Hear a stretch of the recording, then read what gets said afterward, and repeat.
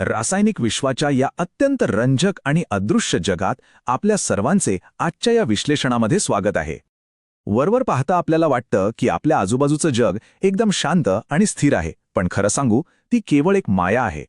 निसर्ग एका जागी कधीच थांबत नाही. तो सतत एका परिपूर्ण आणि गतिमान समतोलाच्या शोधात असतो. आज आपण याच केमिकल इक्विलिब्रियम म्हणजेच रासायनिक समतोलाची नेमकी जादू काय आहे हे अगदी सोप्या भाषेत डिकोड करणार आहोत. ही अशी एक गुंतागुंतीची प्रक्रिया आहे जी आपल्या शरीरातल्या रक्तापासून ते शेतातील खतांपर्यंत सगळीकडे अखंडपणे चालू असते. चला तर मग लगेच सुरुवात करूया. आता एक अगदी साधं रोजच्या पाण्यातलं उदाहरण घेऊया. समजा एका पाण्याच्या टाकेमध्ये वरून नळाद्वारे पाणी सतत आत पडत आहे आणि गंमत म्हणजे अगदी त्याच वेगाने खालच्या एका पाईपमधनं तेवढंच पाणी बाहेरही जात आहे. थोड्या वेळाने काय होईल? टाकीतल्या पाण्याची पातळी एकाच जागी स्थिर राहील.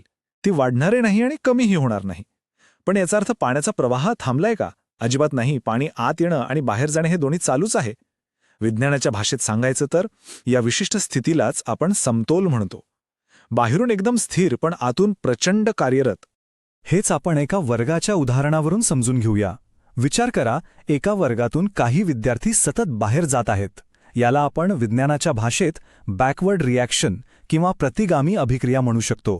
आणि अगदी त्याच क्षणी तेवढेच नवीन विद्यार्थी वर्गात प्रवेश करत आहेत, जी आपली फॉरवर्ड रिॲक्शन आहे. आता बघा, विद्यार्थ्यांची ये-जा सतत चालू आहे, पण वर्गातली एकूण विद्यार्थ्यांची संख्या मात्र अजिबात बदलत नाहीये. ती कायम आहे. रासायनिक अभिक्रियांच्या जगात रेणूंच्या बाबतीतही हुबेहूब हेच घडत असतं. तर यालाच अधिकृत आणि थोड्या तांत्रिक भाषेत डायनॅमिक इक्विलिब्रियम किंवा गतिमान समतोल असं म्हणतात. डायनॅमिक या शब्दाचाच अर्थ आहे की इथं काहीही थांबलेलं नाही. पुढे जाणारी अभिक्रिया आणि मागे येणारी अभिक्रिया ह्या दोन्ही अगदी एकाच वेगाने समांतरपणे घडत असतात.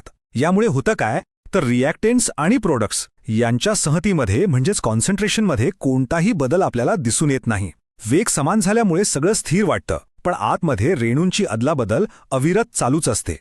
रसायनशास्त्राच्या पुस्तकात तुम्ही बऱ्याचदा तो एकाच दिशेने जाणारा बाण पाहिला असेल, जो सांगतो की प्रक्रिया पूर्ण झाली.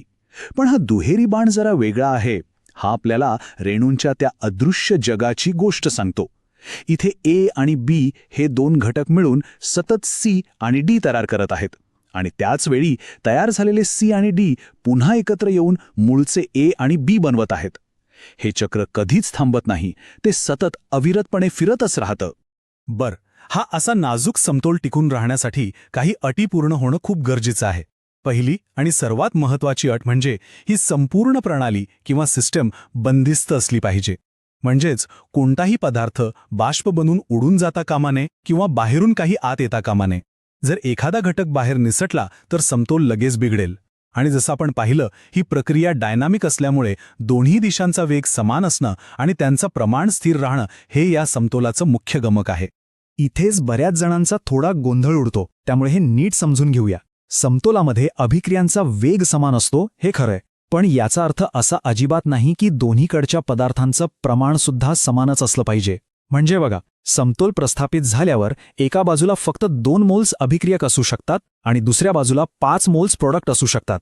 तरीही ही सिस्टीम एकदम परिपूर्ण समतोलात असू शकते. वेग समान असणं महत्वाचं आहे. वजन किंवा प्रमाण 50-50 असणं मुळीच आवश्यक नाही. आता साहजिकच प्रश्न पडतो की विज्ञानात ही स्थिरता मोजायची कशी?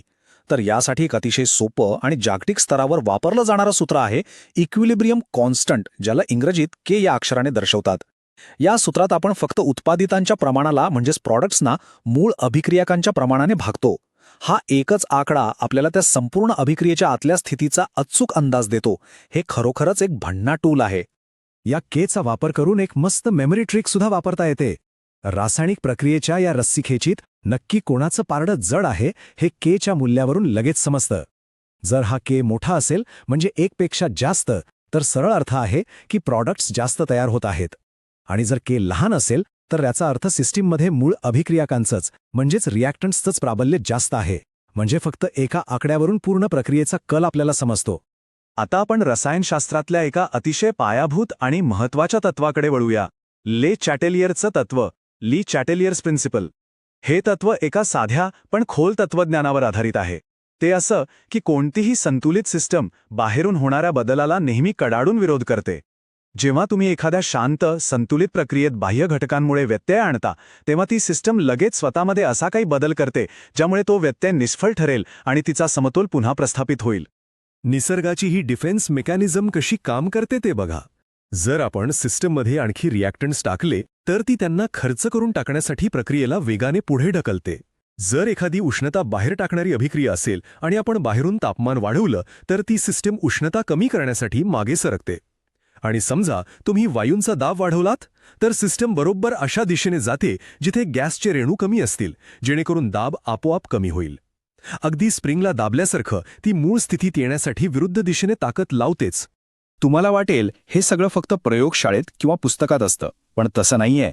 हा डायनॅमिक समतोल आपल्या रोजच्या जीवनात अत्यंत महत्त्वाची भूमिका बजावतो.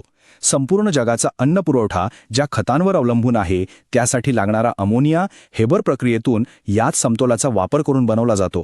तुमच्या आवडत्या कोल्ड्रिंकमध्ये जो फसफसणारा गॅस असतो तो दाब देऊन याच तत्वावर टिकून ठेवला जातो.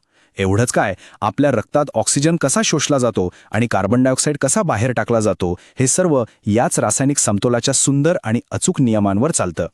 तर आपण आज काय पाहिलं? या रासायनिक समतोलाचा अभ्यास केल्यावर एक गोष्ट अगदी लख्खपणे समोर येते की विश्वात पूर्ण शांतता आणि स्थिरता ही केवळ एक कल्पना आहे. प्रत्यक्षात निसर्ग सतत एका परिपूर्ण आणि गतिमान समतोलाच्या शोधात धावत असतो. हे सगळं अगदी या क्षणी तुमच्या माझ्या शरीरात आणि आपल्या सभोवताली अविरतपणे सुरू आहे. आजचे हे विज्ञान आणि निसर्गाच्या अद्भुत यंत्रणेचे विश्लेषण तुम्हाला नक्कीच आवडले असेल. अशाच प्रकारच्या रंजक वैज्ञानिक संकल्पना नेहमी सोप्या भाषेत समजून घेण्यासाठी सबस्क्राईब करा आणि शेअर करा माझ्या चॅनलला.